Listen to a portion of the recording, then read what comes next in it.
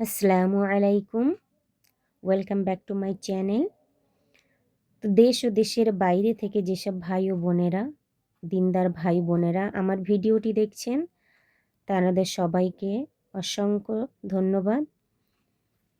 তো আজকে আমি আপনাদের সঙ্গে একটা হাদিস বলবো। হজরত জিব্রাইল আলাইহিসসালাম নবীজির কাছে জানতে চাইলেন যে নবীজি, ঈমান কাকে বলে? তো আমার নবীজি কি উত্তর দিয়েছিলেন সেটাই আমি আজকে আপনাদের সঙ্গে শেয়ার করব। হজরত আবদুল্লাহ ইবনে আব্বাস রাদিয়াল্লাহু আনহু হতে বর্ণিত আছে, হজরত জিব্রাইল আলাইহিসসালাম রসুল্লাহ সাল্লাল্লাহু আলাইহিসসালামের নিকটে বলেছিলেন, আমাকে বলুন ঈমান কাকে বলে?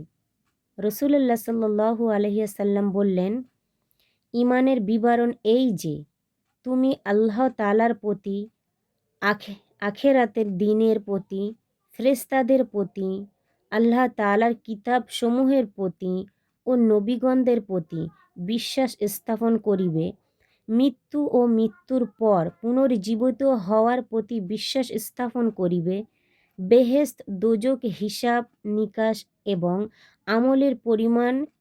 আমলের পরিমাপের প্রতি বিশ্বাস স্থাপন করিবে এবং তাকদীরের ভালো মন্দর প্রতি বিশ্বাস স্থাপন করিবে।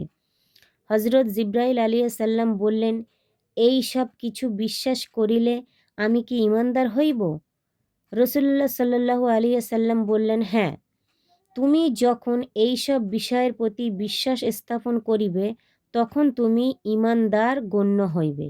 সুবহানাল্লাহ। মুসনাদে আহমদ। তো আমি এই ছোট্ট হাদিসটি আপনাদের সঙ্গে শেয়ার করলাম। তো আপনাদের কেমন লেগেছে এই হাদিসটি?